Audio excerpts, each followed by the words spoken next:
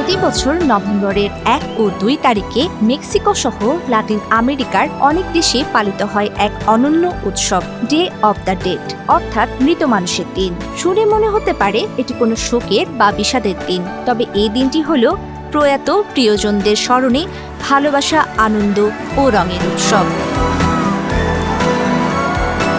Day of the dead এর মূল উৎস প্রাচীন আজটেক সভ্যতায়। আজটেকরা বিশ্বাস করত মৃত্যু জীবনের সমাপ্তি নয়, বরং এক নতুন যাত্রার সূচনা। পরে যখন স্প্যানিশরা খ্রিস্ট ধর্ম নিয়ে আসে, তখন স্থানীয় ঐতিহ্যের সঙ্গে মিশে যায় ক্যাথলিকদের অল সেন্টস ডে এবং অল সোলস ডে এর প্রভাব, আর সেখান থেকে বর্তমান উৎসবটির রূপ গঠিত হয়।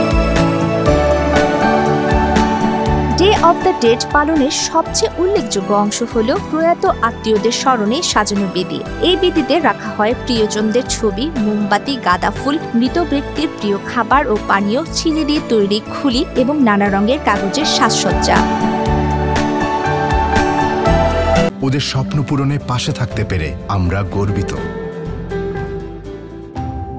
পরিবারের সদস্যরা এই দিনগুলোতে সমাধিস্থলে গিয়ে প্রিয়জনদের সমাধি সাজায়, গান গায়, নাচে, খাবার ভাগ করে খায়।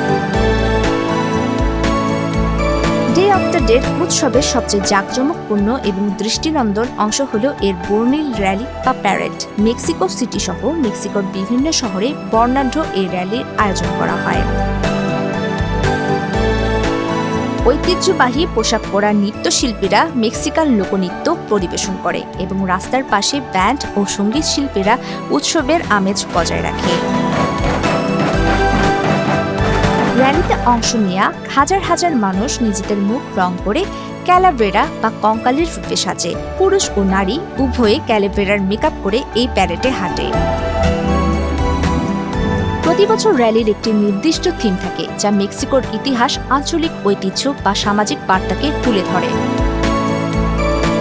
জানলে অবাক হবেন, মেক্সিকো সিটির এই বিখ্যাত শোভাযাত্রা খুব পুরনো কোনো প্রথা নয়। এর মূল প্রেরণা আসে 2015 সালের জেমস বন্ডের সিনেমা স্পেক্টার থেকে। সেই সিনেমার শুরুতে মেক্সিকো সিটিতে একটি বিশাল ডে অব দ্য ডেড শোভাযাত্রা দেখানো হয়েছিল।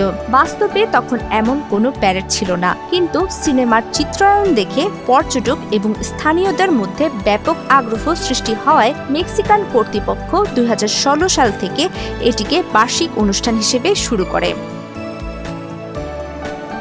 প্রমিতি কিবরিয়া ইসলাম, বাংলাদেশ প্রতিদিন।